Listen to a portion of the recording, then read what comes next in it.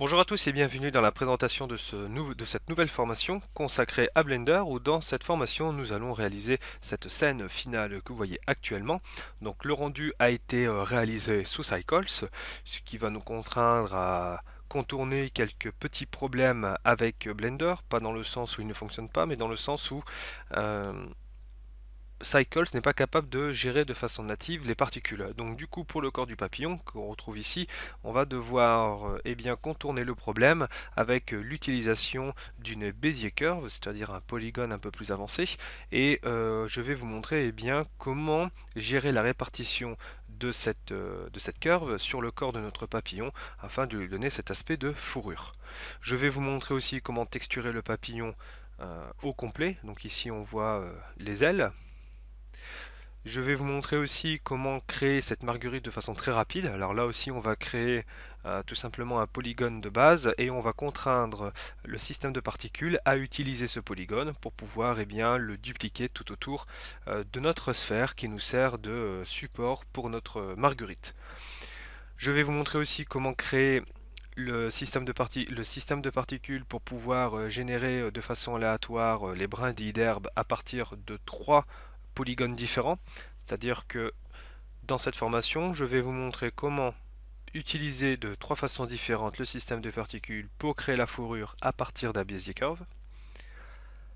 Vous montrer comment créer la surface de notre marguerite à partir d'un seul polygone. Et ensuite, je vais vous montrer comment paramétrer trois polygones différents pour générer l'étendue d'herbe et faire en sorte que celle-ci se duplique de façon aléatoire. Concernant la modélisation, nous allons arriver dans une modélisation assez classique, c'est-à-dire que nous allons utiliser des polygones tels que la sphère, la surface plane et le cube. Ce sont ces trois primitives que nous allons utiliser pour pouvoir réaliser cette scène.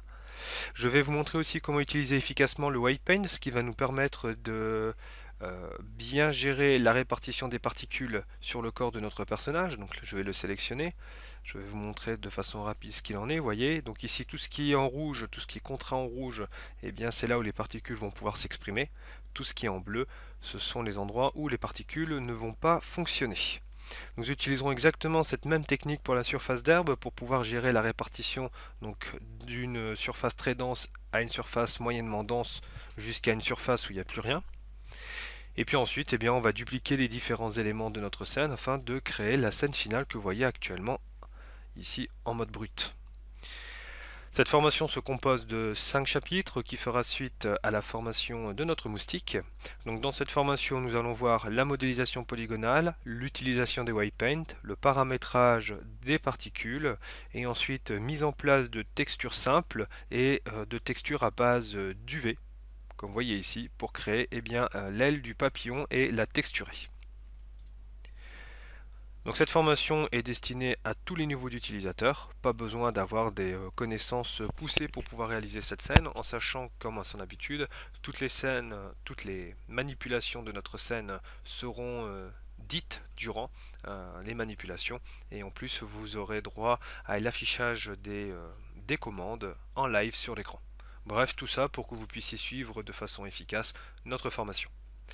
Allez, je vous donne donc sans plus attendre rendez-vous dans la première partie de ce tutoriel dans lequel nous allons modéliser le corps de notre papillon.